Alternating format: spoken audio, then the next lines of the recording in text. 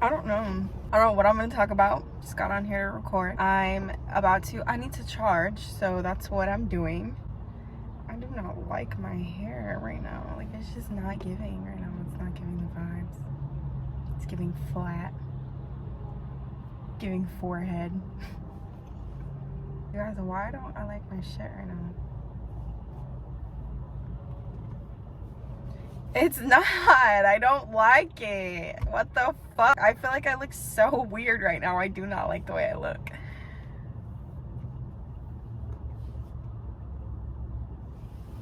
Ew, and the sun makes it look worse.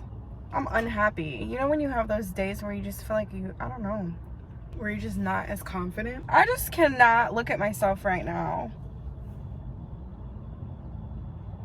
Gross. I feel like I'm like extremely hypercritical of myself right now.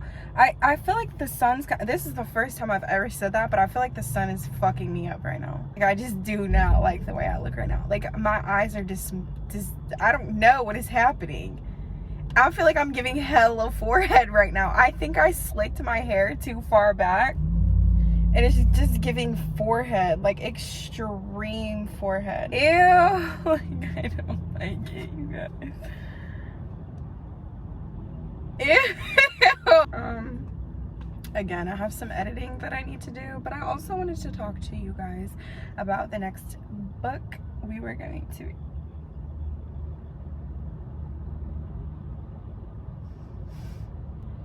It is not giving. I feel like my face looks huge right now.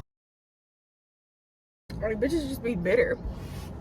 I can't help it. That don't got nothing to do with me. Go for a walk on your own. Go to the park by yourself. Get a dog. I don't fucking know. You can have Chanel if you if you want her. Take Chanel. I don't even like Chanel. Guys, okay, so this is about my book club. Okay, you know we started a book club. This is going to be, first of all, I'm eating. I need to charge this car. So I'm eating white rice and teriyaki chicken and cabbage. Yeah, I'm trying to be healthy because the bitch is getting a little thick. She thinks she's making some money and I'm eating good. I started a new podcast. Actually, I'm almost done with the podcast. I started a new podcast. It's called The Girlfriends. If you guys want to check it out, I'm going to end the HoneyMoon book. And then that's what we're going to talk about is the podcast, because I've already started the podcast and it's really, really good. Actually, I'm almost done with it. And it's really good. I understand that y'all are boss bitches out here, okay, and some of you guys can't like pick up a book and like read all the time, and I understand too, because my schedule's like getting a little bit more hectic, so I really can't either. And sometimes I just get lazy because I'm tired, so it's hard to like really pick up a book and like really get into it, even though I'm kind of old school. I love like the art of having a book in my hand, but I know that some people cannot do that. So I started this podcast just to give to the mommies who are like going to school and really just handling their shit. So it's on, actually it's free, it's on your iPhone. I'll do a screenshot of it, I'll put it like up here in this corner or something. It's on your podcast. It's called The Girlfriends, and it's based on a true story. So okay, get that. It's based off a true story. So I really kind of wanted to talk about some like key things that I noticed and key things that like I wanted to address as far as like our behaviors as women. So this podcast is about 6 women who tell their story based off of their, like, that's how they know each other, because they realize that they've dated the same man. Okay, so it's called The Girlfriends, and each of them has like a different story to tell based off of what they've been through with this man. Okay.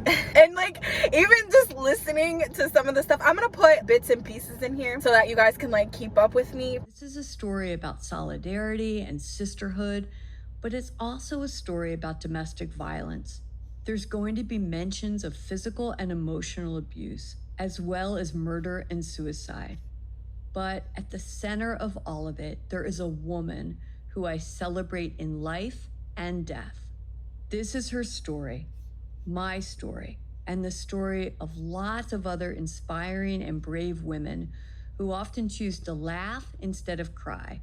So you can expect some humor and joy too. But I don't really want to make this video too long. Plus, I still need to go over HoneyMoon 2 with you guys. I know I didn't do that, so I'm on my way to do that too.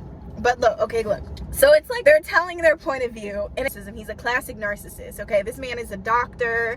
He speaks 5-6 languages. He's the type that you bring him home to your mother, or you bring him home to the family, and they're like approving. Like, you want this to be your husband. He is the ideal husband. And isn't that all our goal as a woman, is to find a husband that loves us with a little bit of money to take care of us and all of our stuff?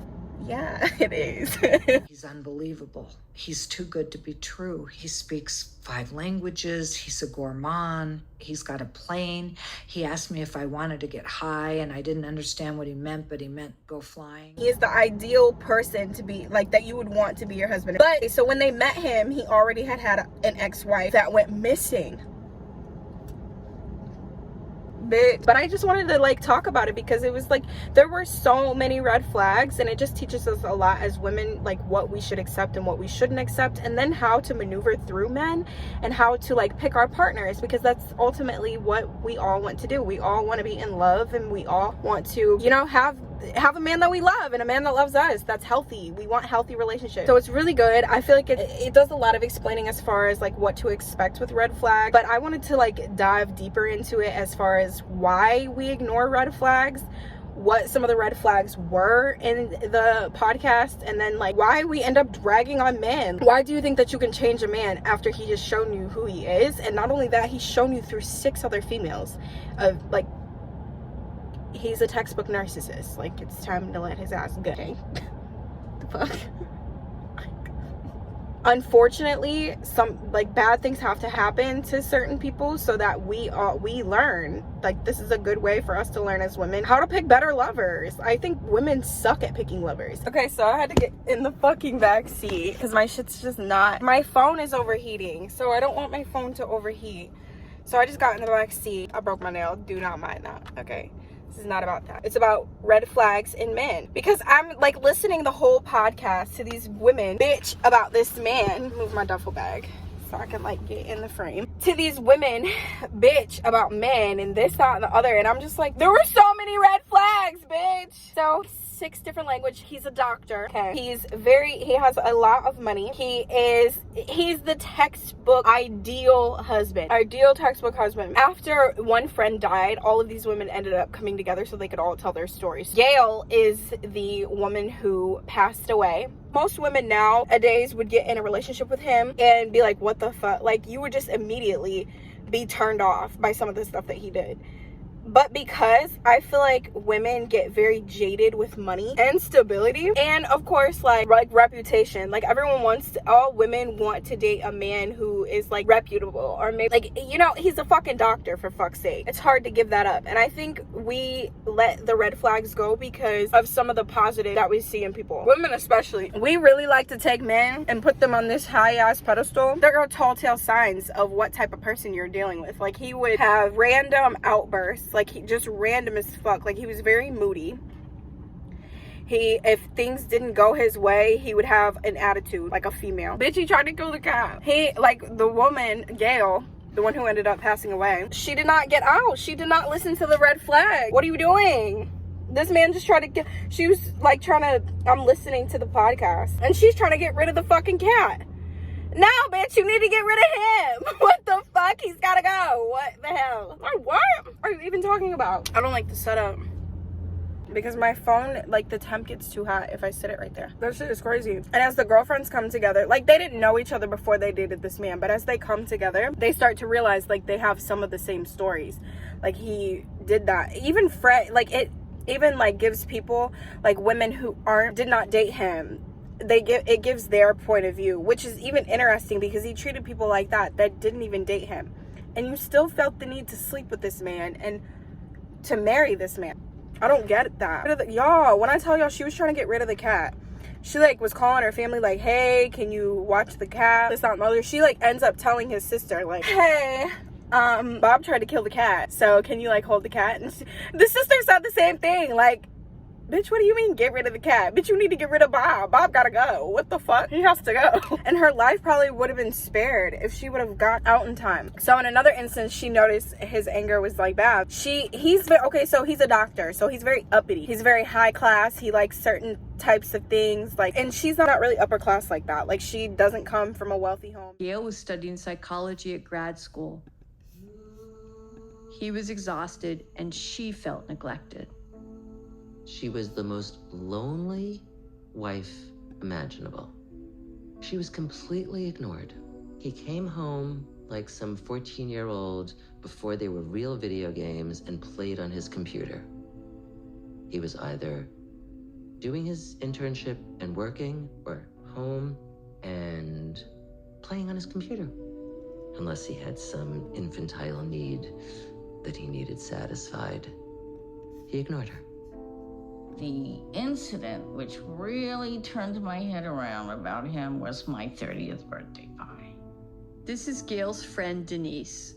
I mean, who makes their wife have to sit on his lap to eat dinner and feed her? It was just so strange. That was the first time that I really started to think this is not kosher. Elaine says that by 1984, Gail started having an affair with a finance guy named Anthony Segalis. They'd hang out at each other's apartments while Bob was at work. They would party, they would sleep together. Then there was also Kenneth Feiner, a professor who Gail met on the subway after he spotted her reading a psychology article. He always insisted it was a meeting of the minds rather than a sexual thing. It's hard to know if Gail was just distracting herself or trying to line up her next relationship before breaking things off with Bob. But the fact is, she was unfaithful. She needed that kind of validation from a man. So did her mother. Her mother promoted that having a man in your life made you complete. And without that, you weren't. On November 9th, 1983, the day before Gail's graduate record exams, she was studying at home. She was feeling nervous. And Bob had gone to work. She figured he was doing, his usual residency long shift. She thought he wouldn't catch her smoking. And he came home and he saw her smoking. And between the front door and the balcony of their apartment, there was a couch. And as she tells me, he came running in, leaped over the couch. I mean, it's not a 6-foot hurdle, it's just a couch. Pushed her down with his hands around her throat and strangled her.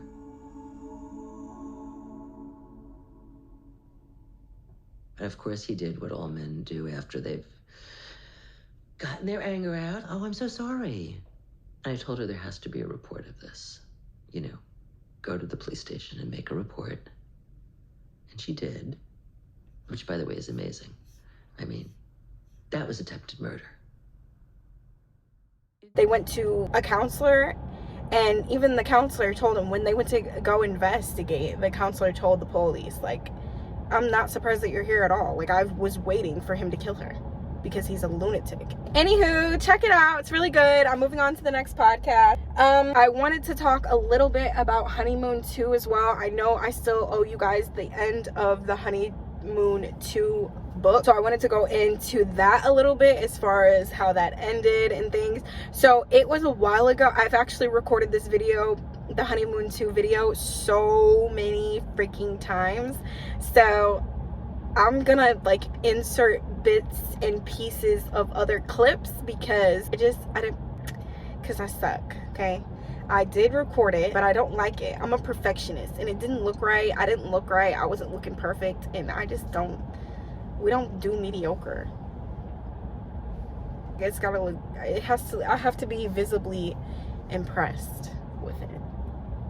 As far as on my end, I'm very hard on myself. I'm very critical of myself.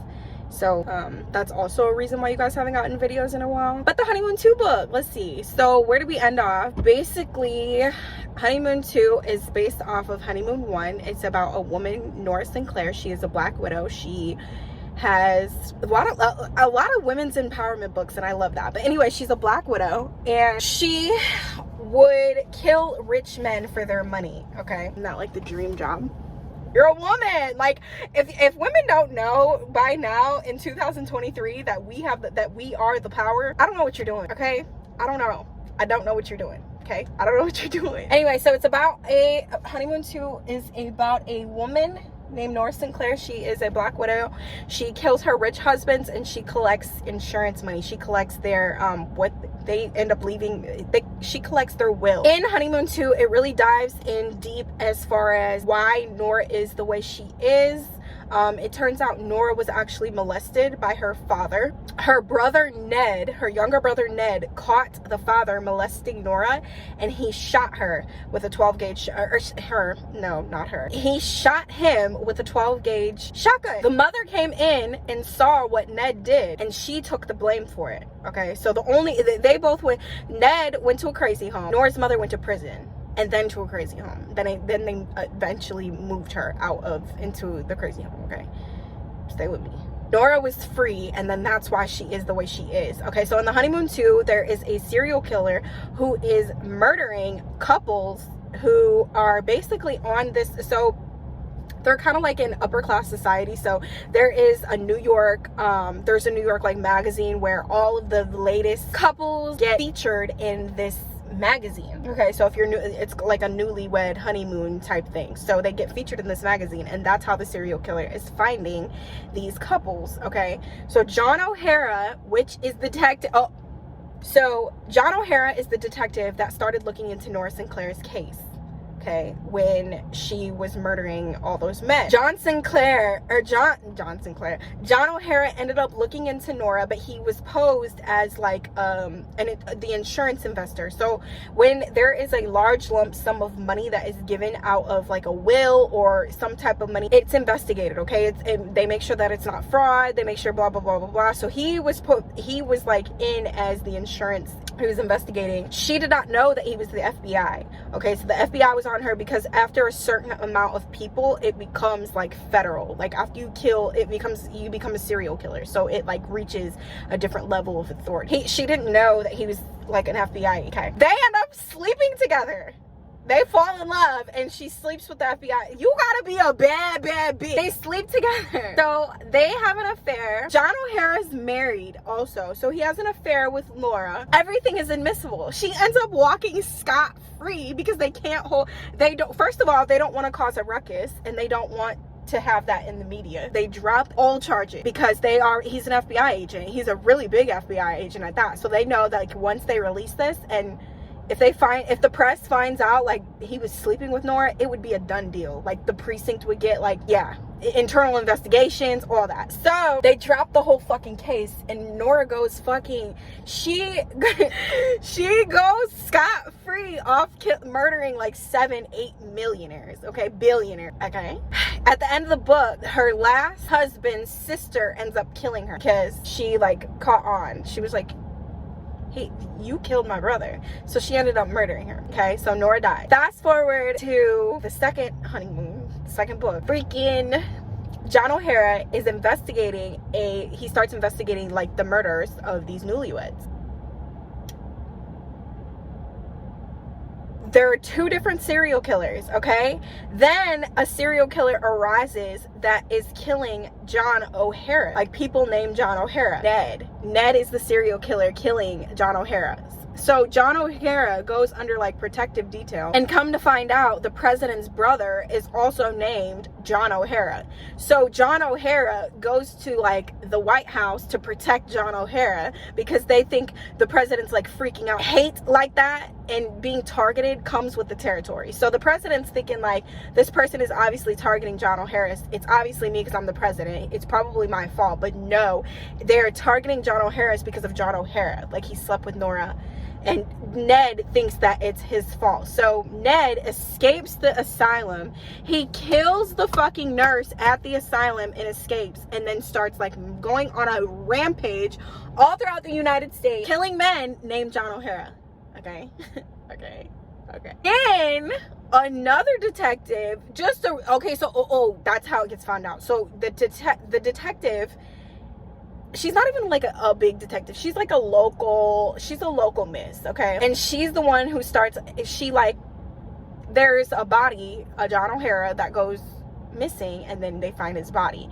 So they bring her in to investigate, and then she starts realizing, holy shit, like more bodies start surfacing, and she was like, holy shit, they're targeting people named John O'Hara. Meanwhile, in a different state, John O'Hara, and since like this is high profile, they call in John O'Hara. He's investigating the newlyweds, okay, because it's New York, they're high class, and in high class you have to have everything publicized. So this is a couple, like all the couples like go on a newlywed magazine. So this murderer is targeting people off this magazine for some reason. That's how they meet each other. This detective goes and finds John O'Hara to like let him know that John O'Hara's are being targeted. So the detective researching about John O'Hara then goes to John O'Hara, and John O'Hara like tells her everything about Norris and Claire, and she's like, oh my god, it's Ned. So they make the connection, it's Ned killing these people. So they team up to catch the newlywed killer. They pretend to be a couple. They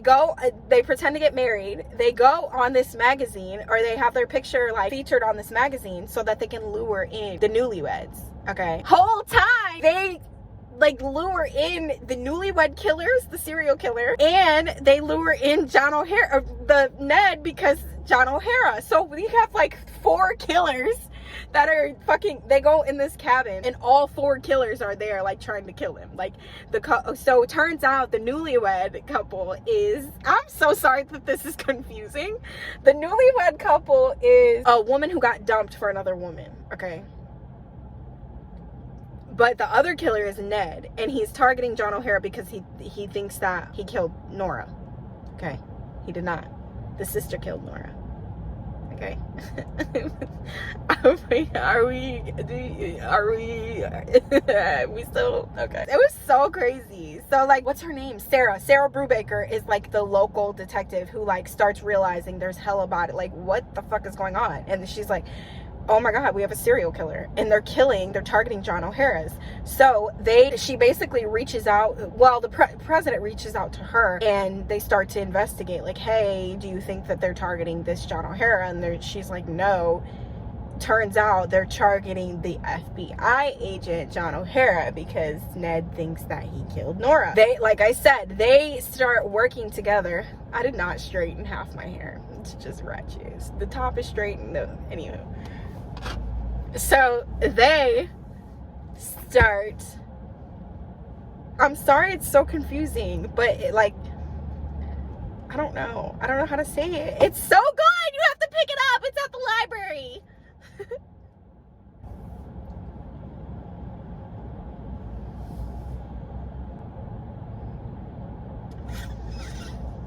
Moral of the story, ladies, let these men go when they're not good, first of all. Secondly, quit holding people's blessings back. But a lot of people do that because they have a lot of unhealed trauma. Baby, go somewhere and heal. Every time you jump in a relationship and you don't heal on your own and figure shit out on your own, maybe go for a walk on your own, go to the park by yourself, get a dog, I don't fucking know. You can have Chanel if you want her. Take Chanel. I don't even like Chanel. I'm sorry, ladies, because this is not a joke. Moral of the story is noticing when it's time to let go, first of all. Noticing the red flags before it even gets to a place where now you're harming yourself, your livelihood, and your own well-being. Because it's sad. Like, one thing you cannot do is bring your body back. Like, you can't bring yourself back. You know? And families, it's hard, especially as families, because how, as a family, like, sometimes you don't really see shit until, like, you're in the thick of it. Because and other people see perspectives of it, but you don't see it until, like I said, you're in the thick of it. So it's like, it's hard. It's really hard. It can be very, very difficult, but let go and let flow. That's the art of femininity. Femininity is being able to let things flow and being able to let things go when you know that at this point it's time to go. It's time to fucking let go. Then it's your life. Like, no, and we're not gonna play with our fucking lives. We're not doing that. Like, for real. Like, because who wants to be in a relationship where you just argue 24/7 or you fight? No, I want to be in love at water parks, going down slides and shit, at the lake, you know, doing shit at the beach, playing beach volleyball. Like, I don't want to be fucking locked up in the motherfucking house with you, living paycheck to fucking paycheck, miserable as shit. Like, let that shit go. Let it go. Let it go. Let it go, bitch. It ain't no good. Because how do you notice, like, the red flags and you still do nothing about it? Like, that shit is so irritating. Like, I'm getting irritated because it's like, oh, I'm like trying to be, oh, I'm a female's female. Like, I'm a woman's female. Like, I'm a girly girl. So, even though girls don't like me, not as friends, as lovers they do, but they don't like me as friends. But like, damn, bitch. Bitches think they would, like, you think I want to take your man and shit. You need him taken. He finna hurt you. I'm probably your sign that it's time to go. That's probably a sign from God. Like, what the fuck, that it's played out. Like, there's a difference between, okay, we've been together for 10 years and we're in a hardship. We need to work through it. You both love each other and you're both working through it. Let me not do that. Like, there's a difference between both loving each other and then coming together to work through it. But then, like, once you get spiteful and you get angry and you get, like, that's gotta go. That's not love anymore. That's not love anymore. That's bitterness. You resent, you become bitter. And that's another thing too. Like, when you let a nigga take care of your bills and you let him pay all this shit, and then, like, you let your life pass by so he can accomplish all his dreams and shit. No, shorty. Because you're gonna be mad. You're gonna be mad and you're gonna expect him to give you the fucking world. Now he owes you his whole life because you sat down and you didn't do anything with your life. No, bitch, you're bitter. Let my man go.